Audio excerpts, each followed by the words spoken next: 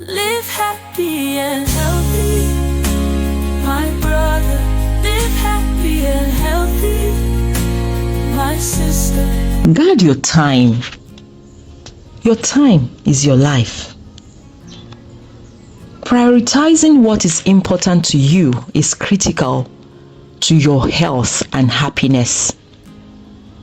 Not everything you do is important. The things that keep you busy may be urgent, but I can tell you from experience that not all those things are important. I warmly welcome you to this edition of Healthier, Older, and Happier. The Song of Solomon in chapter 1 and verse 6 says, "Do not look upon me because I am dark, because the sun has tanned me. My mother's sons were angry with me. They made me the keeper of the vineyards, but my own vineyard I have not kept." Here we see the lamentation of a young man who was busy working at the expense of what mattered to him. Sadly, many people go through life only to find out when they are too far gone that they could have made better choices in the way they chose to use their time. Dwight Eisenhower was the 34th president of the United States of America. At some point in his life, he had to find a way to prioritize what was important and to separate those from the things that were not so important. The concept that he developed was made popular by Stephen Covey, the author of the book 7 Habits of Highly Effective People, in a matrix that is now called the Eisenhower matrix. In the last 13 to 14 weeks, we have discussed several practices geared towards promoting your health and happiness around 6 main themes: building and nurturing value-adding relationships, getting adequate sleep and rest, exercising regularly, drinking adequate amounts of clean water, avoiding excess sugar and salt, preventing hypertension, and controlling high blood pressure for those who are already hypertensive. These evidence-based practices for health and happiness are absolutely important for everyone. For some, they are actually both important and urgent. Important because making the changes that will promote your own health and well-being at any time in your life course will definitely count towards how happy you will be. Urgent because for some, if things don't change now or very soon, the consequences may be catastrophic. For all these, time is critical. Your health and happiness are important enough for you to want to prioritize the time that is required to change the status quo. And for those who already enjoy good health, to improve on the status quo. What then is time? This takes me back in memory to 2005 at the Galilee Institute for Management, Galilee International Management Institute in Israel, where for the first time that I can remember, I was challenged to define time. There were a lot of back and forths in the class that day. And the funny thing was that most of our definitions had time. The measured or measurable period during which you exist as a person is your time. Time does not slow down when you slow down. Time doesn't stop when or if you choose to stop. It's often said, don't waste time.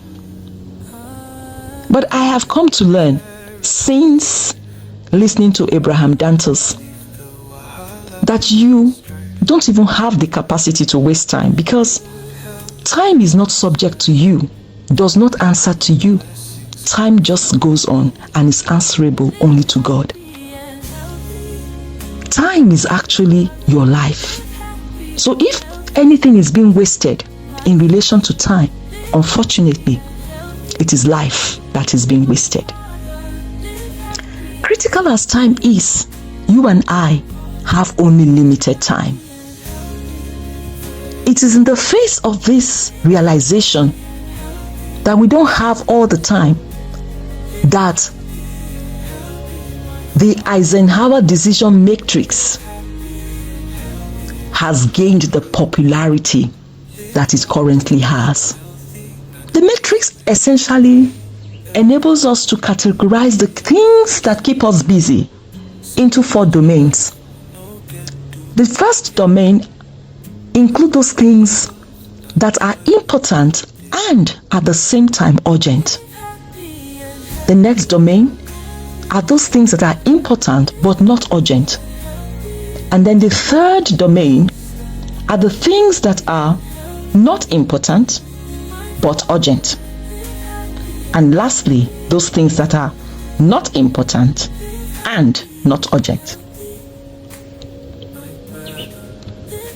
For the important and urgent things, these are the things that have deadlines and could get you into trouble, make you lose your sleep, increase your stress and blood pressure levels, or affect your health and happiness one way or the other if you don't get them done. So they must be done, and done now.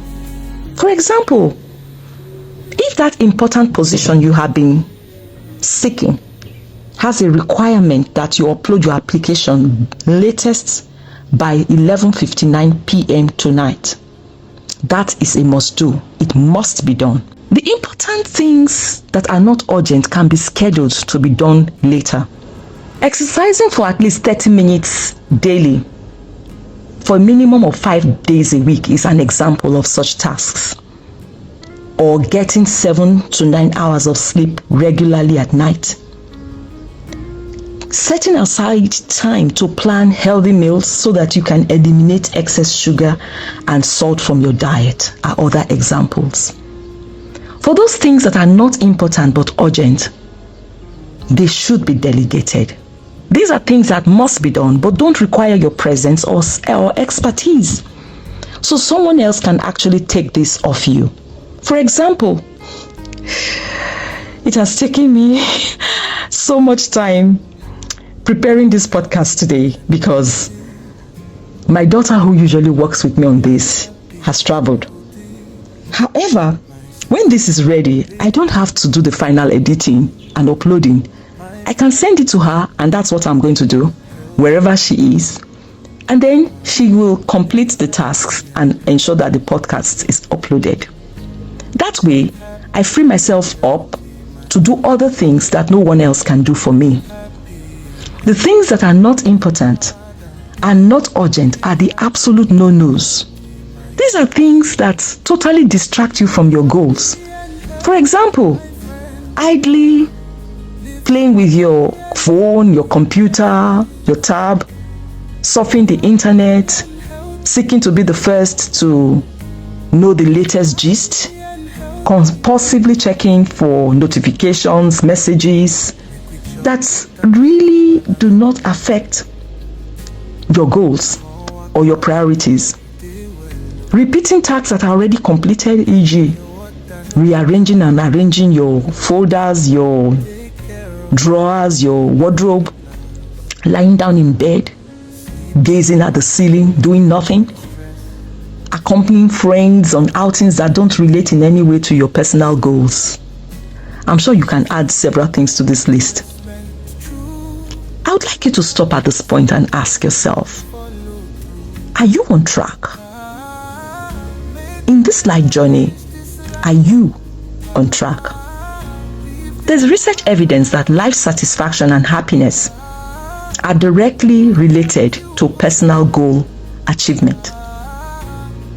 In Ecclesiastes chapter 3, verses 1 and 2 say, "To everything there is a season, a time for every purpose under heaven, a time to be born and a time to die."